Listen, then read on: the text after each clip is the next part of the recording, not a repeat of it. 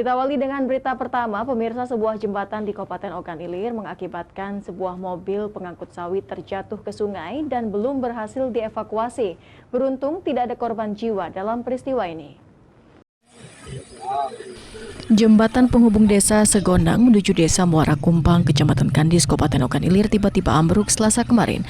Saat kejadian, sebuah mobil pengangkut sawit sedang melintas. Polisi yang bermuatan 2 orang tersebut terjatuh ke sungai. Beruntung tidak ada korban jiwa pada peristiwa ini. Sopir maupun penumpang mobil yang jatuh ke sungai selamat. Keduanya bisa berenang dan menyelamatkan diri ke tepi sungai. Hingga kini mobil yang terjatuh ke sungai belum berhasil dievakuasi.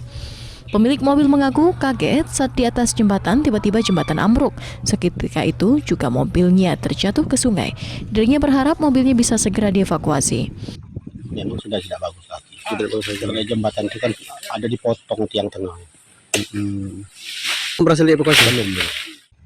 Ambruknya jembatan disebabkan karena kondisi jembatan sudah keropos, sementara tiang penyanggah di tengah jembatan hilang dicuri.